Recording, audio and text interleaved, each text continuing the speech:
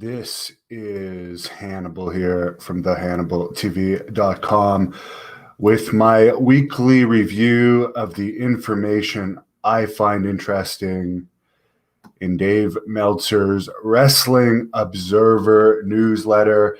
And to be quite frank, I'm a couple of days late because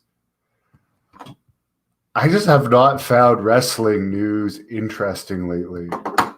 Usually, even with the bad products, I'm still somewhat interested in the news, but for some reason, I'm just completely turned off of wrestling news lately, and all I feel like doing is working out and doing interviews. Like I did an interview for members and patreon.com/the Hannibal TV subscribers today with Steve Kern, aka Skinner from the Fabulous Ones. And I've put a couple of clips out too. Sorry to hear about the loss of boxing legend Marvelous Marvin Hagler, who passed away this weekend. I got to say that. Since I'm doing this late, I can already tell you SmackDown's rating from last night was 0.5. And before I fully get into the news, I just want to say one thing about a collaboration that this channel is doing with SWE Fury's channel, as well as Lacey Von Erich's new channel. That information is going to be coming out more about that next week. But there is going to be a weekly Lacey Von Erich live podcast, and more information is going to be coming out about that soon. It's very exciting, and I really like Lacey Von Erich, and I think this podcast that she's going to be conducting, and it will air on this channel as well as the SWE Fury YouTube channel and her YouTube channel, which I'll let her announce. It's going to be pretty good, and there's already some pretty great guests lined up, but I won't let the cat out of the bag. I'll leave that to the stunning Lacey Von Erich, who is a very sweet lady who is out camping with her family this weekend. Very high-class camping she's doing, actually, out in California. WWE has announced WrestleMania ticket prices are going to go between $3,500 and $2,500 US per night, and they're going on sale March 16th. They're working on trying to get $45,000 each night for the 2 nights of WrestleMania. I don't like to answer fan questions during this, but why not? This one has popped into my visual. Did I see that Freddie Prinze Jr. says TV executives don't want wrestling on their stations? Well, both WWE is making hundreds of millions of dollars, not to mention billions of dollars, from the Peacock Network for their program, and AEW is getting a hell of a lot of money. Access TV only keeps Impact around for channel content. Sinclair Broadcasting has Ring of Honor. SWE Fury is on ABC affiliates, CW Network affiliates, the Action Channel. So I don't know what Freddie Prinze Jr. is up to since American Pie, the American Pie series, which I enjoyed, by the way. I know he was a WWE writer, but maybe he should stick to the American Pie. Maybe it's time to do another one, speaking of that. Please give me a cameo in it. WWE, speaking of Peacock, made the announcement that they're moving everything to Peacock starting March 18th. So that's next week. John Laurinaitis, 58, is back in charge of talent relations, replacing Triple H. I guess Triple H probably did a shitty job in talent relations, as he did running NXT, which he still runs. I can't think of any new talent megastar that Triple H has developed that he's hired. So why not? At least Johnny Ace Didn't he have? He must have had something to do with Roman Reigns' hiring. I think Jim. I don't know if Jim Ross was there still when Cena was hired or not. I'd have to research that. But Johnny Ace certainly has a better track record than Triple H as far as being a talent relations guy, even though Triple H is married into the family. Andrade asked for his release, which WWE denied. Why do wrestlers publicly ask for their releases? Why do they sign contracts and then not want to hold up their end of agreements? I don't get it. It's just like any other job. But in any job, by the way, if you go on social media, I don't even know if he did this, but obviously it's out. In any job you have, if you publicly say you've asked to be released, the company is going to look down on it. That's not the professional way of going about it. And it's not going to make your work environment very pleasant after. And I don't know how that news came out, but according to Dave Meltzer, I did hear Dave Meltzer say that request has been denied. He said that on the Wrestling Observer Radio. This is some news that could be interesting to Canadian fans. Dwayne Johnson and his wife, or his ex-wife, who's helping run the XFL, that they still operate a business together, even though they're no longer married. Apparently, they're openly talking to the Canadian Football League regarding working together for the relaunch of The Rock's version of the XFL, which I think actually is going to be successful, which is going to be funny after Vince's 2 failed attempts for The Rock to actually make it successful. And I guess The Rock was planning on starting the XFL in February 2022, but due to these talks with the CFL, that's going to be delayed. Tyson Fury, who is a great boxer, did an interview with Behind the Gloves and said he was supposed to appear on SummerSlam and WrestleMania and also fight Drew McIntyre on a WWE pay-per-view in the UK. But COVID caused all that to be canceled. I did see the match. I keep in mind here, Tyson Fury is a great boxer. As good as he is a boxer is as bad as he is a wrestler. The match I saw of him from Saudi Arabia against Braun Strowman was the only proper word to quote Bruce Hart, which he used to call horrible matches abortions. That was an abortion of a match. And I guess that's one good thing about COVID.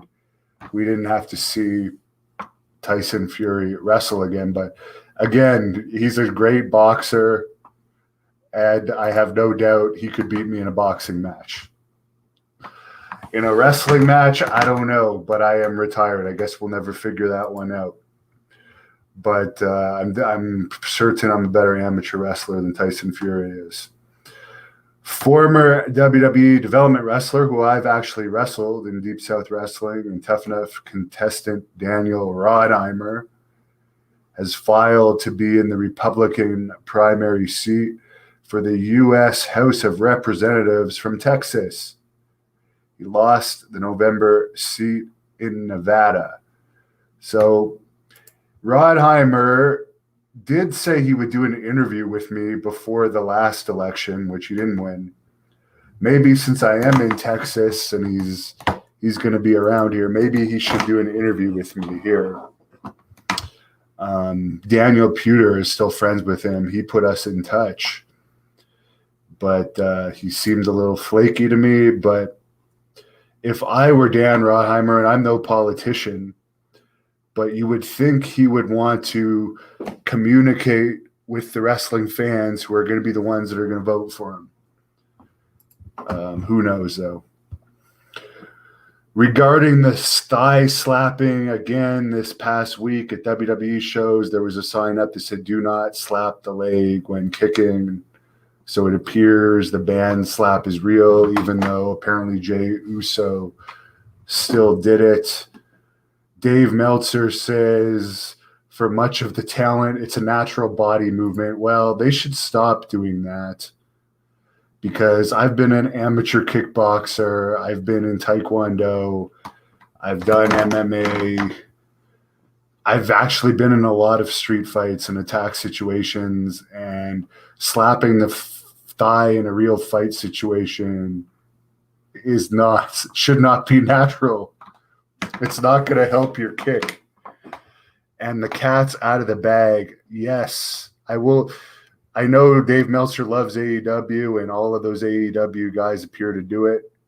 They're all these thigh slapping, flippity guys, and he'll stick up for them. But yes, the thigh slapping has been going on for years, but it hasn't been as prevalent with so many people doing it, and also everybody knowing about it. I'm pretty sure. Actually, I don't remember many people doing it, to be perfectly honest with you, in every single match over and over and over again until recent, like the last 10 years. It's been overly done, but in the 80s and 90s, I didn't notice it that much, and the internet sure as hell wasn't what it was today. The cat wasn't out of the bag like it is now. But let's throw some real blows in there that connect. AEW did a 0.32 rating. NXT did a 0.18 rating. Raw did a 0.55 rating. SmackDown did a 0.6 rating. The story of the week in AEW is the exploding barbed wire match fuck up. They had a fuck up. I don't get this whole barbed wire stuff. Or the ring's supposed to explode and it didn't. Dynamite drew 650 fans with 500 paid. Cody told Action Sports when asked about NXT possibly moving from Wednesdays to Tuesdays that basically, quote, there was a fun nature to the Wednesday night wars that plenty of people took seriously. But if we're being honest, we have destroyed them for over a year now in that space, and them leaving perhaps opens up different viewership for us on Wednesdays, end quote. So, yeah, he's telling the truth. They kicked NXT's ass for a long time now. It's actually pathetic. And as much as I don't personally like Cody Rhodes because I consider him a coward, I have to agree with him there. Buddy Colt passed away at the age of 85. Big-time Florida wrestler. Joey Ryan has dropped most but not all of his lawsuits. No comment. Holly Holm pulled out of a May 5th fight due to kidney issues. Best of luck to her on a speedy recovery. That's the main news. Zachary says AEW lost me. Seeing that baby oil guy, I don't even want to know what that is. Max says the thigh-slapping flippity guys are cringy. 50 Green agrees that slapping your thigh is not going to help you in a street fight. No, it won't. And I'm not saying I'm the toughest guy in the world, but I've bounced for years, and I've always had a big mouth on me from the time I was a kid. And I also did security. I've been in a lot of attack situations, and I've never seen anyone slap a leg. It's so stupid. Mike Stell says, keep up the good work. PW909 says, hopefully they ban the Canadian Destroyer. That's a move where the two wrestlers clearly are helping each other and working together doing it. JM doesn't think people are going to watch the XFL. I don't know. The Rock is one of the hottest stars out there. Hardcore wants to see Fury versus Butterbean. Butterbean is pretty much walking with a cane these days, from what I understand. I don't expect to see him doing anything athletic for a while. So I'm going to end it at that. Donnie says too many weight cuts catching up to Holmes. Fighting is, people always say all the time, if these wrestlers are so tough, why didn't they fight? If Haku was so tough, why didn't he fight? Well, Haku had what, a 30-year, 40-year career in wrestling? Like Don Fry and Tank Abbott, I was around them recently. They're not that old. And they look and act very old because of all of their injuries. Holly Holm's not that old and has kidney issues. I mean, the pay isn't even that great for fighting unless you're the top of the top at MMA. So maybe it's easier to just wrestle. And to be honest, wrestling beats UFC in ratings more often than not necessarily in pay-per-view buy rates, but yeah, wrestling is easier on the body, although it can be hard on the body, definitely, particularly when you, in the days when they were on the road like 4 or 5 days a week. It's not so bad now, 1 day a week with all the, especially in the major leagues where you have all the medical professionals looking after you. But follow me on Instagram, Twitter, and Facebook at the Hannibal TV. Appreciate all your views. And Farq says Tank's hairline is immaculate. Certainly. And I actually do really like Tank Abbott, by the way. Someone actually made a rude comment. Why do you keep interviewing Tank Abbott? Well, because maybe I like hanging around with him. You ever thought of that? And actually, he gets hits. People like him. He tells the truth. And I had fun with him. So his wife's a really cool person as well. Dave Thomas, how am I enjoying Texas? I actually enjoyed Arizona better, but I'll be in Texas for a while. Maybe my mind will change on Texas. But I am looking forward, by the way, March 20th, I got to plug this. There's going to be a Texas champion crowned in a battle royal in Canton, Texas, next Saturday night for SWE Fury's TV taping that is going to feature a lot of these big stars like Davey Boy Smith Jr., Gangrel, Amber Nova, Teal Piper, Rodney Mack, the TV champion, Melina, Charlie Haas, the Blood Hunter, Selena De La Renta, which, by the way, the Blood Hunter match against Justin Credible, where he ran away like a coward and unprofessionally didn't finish the match, is now up on the Hannibal TV. Miranda Gordy is going to be there next week. She, of course, recently had a WWE tryout. Jax Dane and Crimson. Jax Dane, former NWA champion. Mark Henry is going to be there.